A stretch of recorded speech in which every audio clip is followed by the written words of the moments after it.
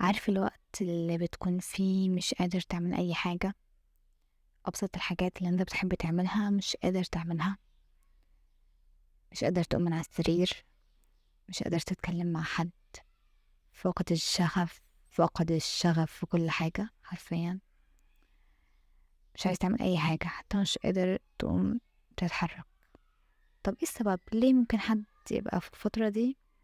مبدئيا كده ممكن يبقى من غير سبب، ممكن تبقى انت exhausted قوي، او انت ارهقت نفسك في حاجات كتير ومش قادر دلوقتي تعمل اي حاجة. ممكن ان انت تكون فقدت شخص قريب ليك، فقدت وظيفة انت بتحبها. في اسباب كتير، بس الفكرة احنا ازاي نقدر نتخلص من الوقت ده. يعني انت بتبقى صعب، الوقت صعب، مش قادر تعمل اي حاجة، مش قادر تعمل حاجة نفسيا مش جسديا. يعني انت بتبقى في كامل صحتك بس انت نفسيا مش قادر تعمل اي حاجة. طب نعمل ايه؟ اول حاجة، يعني في سبب ولا لا؟ عشان ده جزء من العلاج او رحلة التشافي من الموضوع ده.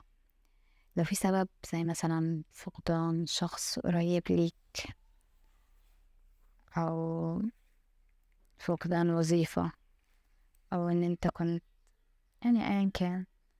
في كتاب اسمه الإكيجاي، في طبيب نفسي اسمه موريتا سوري، بيقول رحلة التشافي من 15 ل 21 يوم، 4 مراحل. ببساطة كده، المرحلة الأولى إن أنت بتبقى في عزلة تامة، تبقى من 5 ل6 أيام، تبقى راحة لغاية ما توصل راحة. يعني انت بس مش بتعمل حاجة غير ان انت بتتكلم مع طبيب نفسي او شخص انت بترتاح للكلام معاه. بتراقب مشاعرك وتراقب افكارك لغاية ما توصل لمرحلة الملل وتبدأ على المرحلة التانية.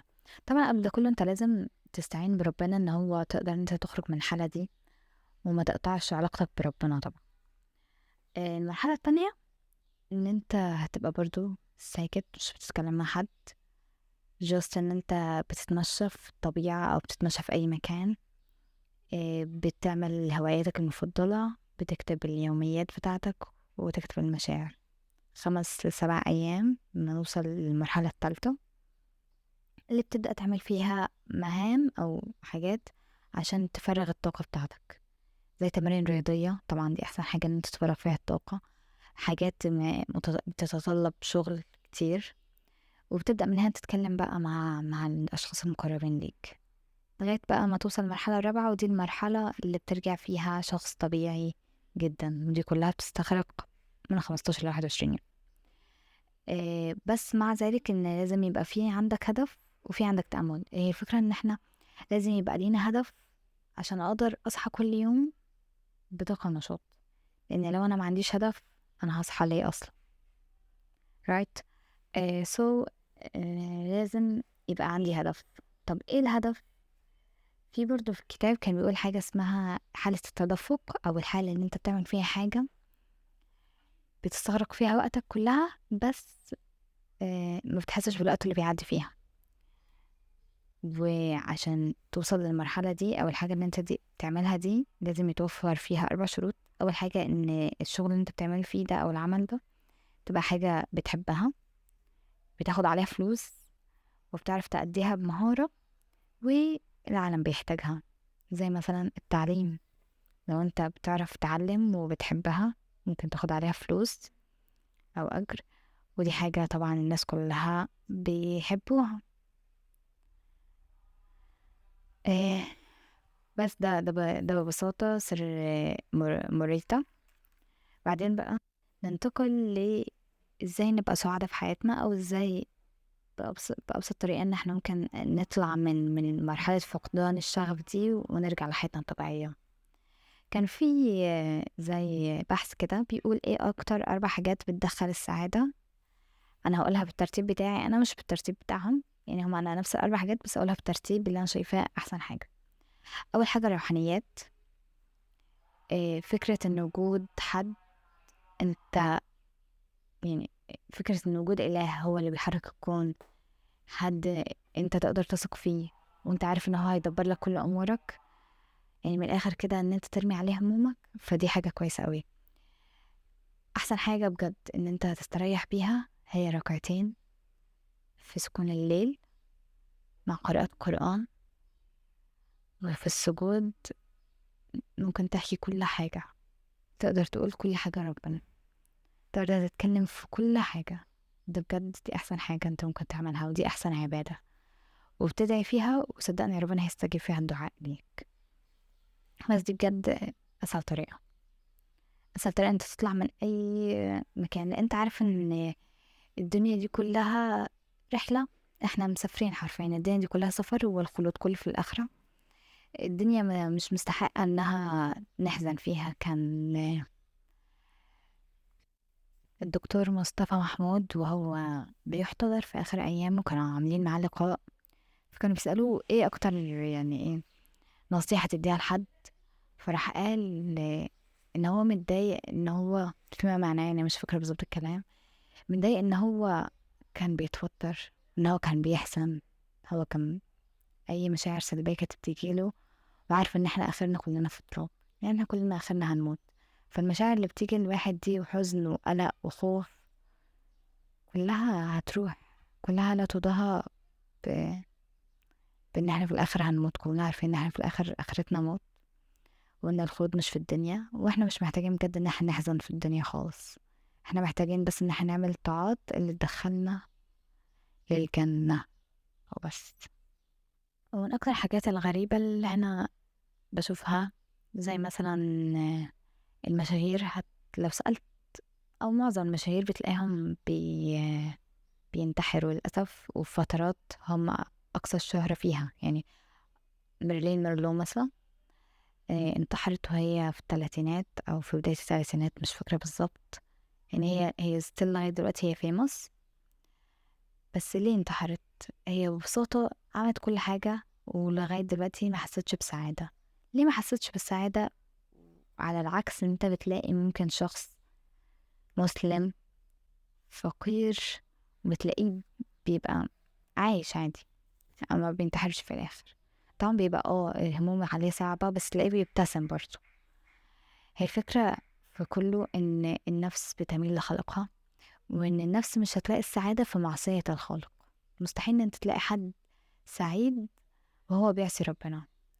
حتى هو بيبقى السعادة هو في المعصية، وهو بيعمل معصية بيبقى سكران حرفيا زي السكران. كان في كتاب الرفل لابن القيم كان بيقول ان الواحد وهو بيعمل معصية بيبقى زي السكران، لغاية ما بينتهي المعصية هيرجع يندم ان هو عمل المعصية دي او ايا كان. فانت مش هتلاقي حد بجد مبسوط وهو بيعمل معصية خالص. ممكن وهو بيعمل، مش هتلاقيه. من الاخر كده عشان تلاقي السعادة قرب من ربنا، دي احسن سعادة، لان انت مش هتحزن، لان انت عارف ان ايا كان اللي بيحصل في الدنيا انت هتتجازى عليه في الاخرة. اتظلمت في الدنيا، بس افتكر ان انت دي مش النهاية، في الآخرة لسه في عقاب وفي جزاء وفي ثواب، وعارف ان كل حقك كله هيرجع في الدنيا. فقدت شخص عزيز عليك، بس انت عارف ان انت في الآخر هتلاقيه، وان الدنيا دي كلها مجرد ايام، والدنيا بتعدي بسرعة، وفي الآخر الخلود في الآخرة كله. تاني حاجة تدخل السعادة على حياة الإنسان هي العلاقات الاجتماعية. القعدة مع الأهل بتقلل التوتر، في دراسات عملت بتقلل التوتر، مش عارف مش فاكرة بنسبة كام في المية. بتدخل السعادة، وبتعلي هرمون اللي هو الاندروفين. هرمون الاندروفين بيدخل السعادة، وبلس ان هو بيزود الذكاء.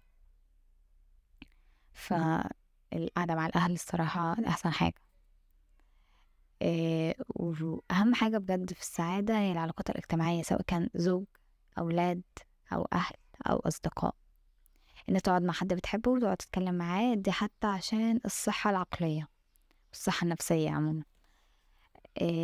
بس هنا في مشكلة، انت ممكن يبقى في حد للأسف قريب منك بس هو شخص سام أو توكسيك. يعني هو ممكن يبقى شخص لو انت هتقدر تقطع علاقتك معاه الصراحة اقطع، لأن الشخصية السامة لما تبقى موجودة في الحياة ممكن يبقى هو أصلا السبب في الحالة اللي انت فيها. الشخصية السامة بجد بتخلي الواحد يكره نفسه ويكره حياته، وهيبقى فاكر ان الشخص السام ده هو شخص معاه حق، مش ان هو غلطان، او لا، للاسف هو هيبقى بيسمع كلامه وفكر ان هو معاه الحق. فانت لو للاسف في حياتك حد سام، يا اما تقطع معاه، لو مش هتقدر تقطع معاه قلل احتكاكك بيه خالص. انت هتلاقي اي حاجة انت بتعملها هو هيقلل منها، هيتريق عليها. م- هو شخص سام مع نفسه، فانت متخيل بقى هيبقى معاك ازاي. فللأسف لا، لو في حد سام معاك ابعد عنه احسن حاجة. تالت حاجة بقى تدخل السعادة هي النوم الكويس. طبعا النوم الكويس اهم حاجة، وان النوم يبقى من 7 ل9 ساعات عشان السايكلز بتاعت النوم تبقى تدخلنا في، يعني النوم ليه مرحلتين، هو الريم والنون ريم. وكل حاجة يعني، مو انا هبقى بحلقة تانية اتكلم عن النوم، بس بجد النوم ده اهم حاجة. ان الشخص اللي يعني كان في تجربة اتعملت على ان الشخص اللي من غير نوم لمدة يوم كامل بيبقى زيه زي شارب كحول، ومفروض ان هو بيتمنع من سياقة العربية، ان هو يسوق عربية يعني، سوري. فالنوم مهم جدا طبعا الحياة، بلس ان لو انت قعدت يومين من غير نوم تبدأ تجي لك هلوسات كده، وتشوف حاجات غير طبيعية، وطبعا هتفقد التركيز في اي حاجة. فانت لا، اهم حاجة النوم، والنوم انه يبقى كويس، يعني متشربش قهوة وتروح نايم، لان الهاف لايف او اللي هي نص، مش عارفة اسمها ايه بالعربي الصراحة، بتاعت الكافيين عموما 7 ساعات، او من 5 ل7 ساعات يعني. فانت متشربش قهوة وتيجي بعديها ب6 ساعات او 4 ساعات او 5 ساعات تيجي تنام، لا، استنى شوية وبعدين نام. عشان في ناس كتير بيقولوا انهم بيشربوا قهوة ويناموا، بس الكواليتي بتاعت النوم مش بتبقى كويسة، جودة النوم مش بتبقى كويسة. فهيصحوا كأنهم، يعني هيصحوا ممكن يكون ناموا المدة بتاعتهم كافية، بس جسمهم لسه محتاج نوم، هما ما حصلوش على الجودة الكافية اللي تخليهم يعرفوا ينتجوا. ممكن تقول 7 ساعات كتير، 6 ساعات كفاية، هي فعلا بتبقى على حسب الشخص نفسه. ممكن شخص 6 ساعات تكفيه، ممكن شخص 7 ساعات، ممكن شخص 9 ساعات لازم. فكل واحد على حسب نفسه. بس يعني الساعة دي هتفرق معاه، يعني ساعة النوم الزيادة اللي انت مستخسرها في نفسك دي، صدقني هتفرق معاك في الإنتاجية، في التركيز في اليوم، تفرق معاك حاجات كتير. فيعني مش الساعة دي هي اللي هتبوظ لك يومك يعني. اوكي. رابع حاجة بقى تدخل السعادة على حياة الإنسان هي إن أنت تعمل حاجات اللي أنت بتحبها. يعني هات ورقة كده ببساطة، تدريب عملي اهو، واكتب إيه الحاجات اللي أنت بتحب تعملها. طبعا أحلى حاجة المفروض الواحد يحب يعملها هي الصلاة، قيام الليل ده أحلى حاجة. لو أنت مش بتصلي قيام ليل، نصيحة مني ليك، ابدأ صليها، وحس كده بأن الآيات اللي أنت بتقرأها في قيام الليل كده بتخاطبك أنت من جواك، بتقولك. هتلاقي صدقني آيات كتيرة وهتحسها بتلامس قلبك قوي. طبعا وحاجات بقى كتير، يعني الرياضة، المشي ان انت تمشي في الطبيعة، ده لوحده بيقلل التوتر بنسبة كبيرة. قراءة الكتب برضو بتقلل التوتر. عموما حاجات بقى كل واحد في حاجات معينة بيحبها آه، يعملها يعني. حاجة بقى حصلت معايا أنا شخصيا، أنا عديت بالفترة دي فعلا، كانت فترة امتحانات، والواحد في آخر الفترة، وأنا كنت بعيد عن أهلي. الواحد في آخر الفترة دي بيبقى فعلا تعبان نفسيا جسديا وكل حاجة، ومرهق ومش قادر. يعني كان امتحان تاني يوم، وأنا ما كنتش مذاكرة حاجة، ومش قادرة أذاكر، مش قادرة أمسك كتاب، مش قادرة حتى إن أنا أتكلم أو أعمل أي حاجة. أنا إزاي يعني؟ هو كان أنا مفروض إن أنا أقوم أذاكر دلوقتي، بس أنا ما كنتش قادرة بجد. عملت إيه؟ لقيت واحدة صاحبتي بتقولي إن هي في مشكلة معينة،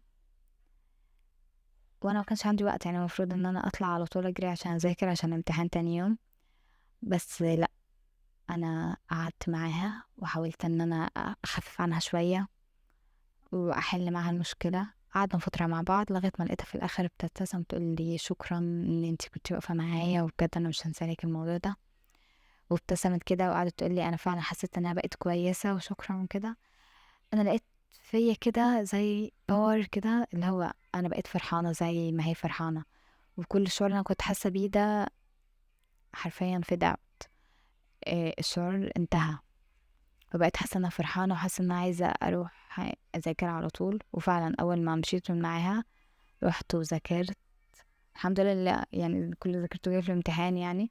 بس فعلا ان انت تساعد حد او ان انت تدخل الفرحة على قلب حد، الموضوع هتلاقيه حلو قوي. هيساعدك انت تتخلص من المشاعر السيئة كتير في حياتك.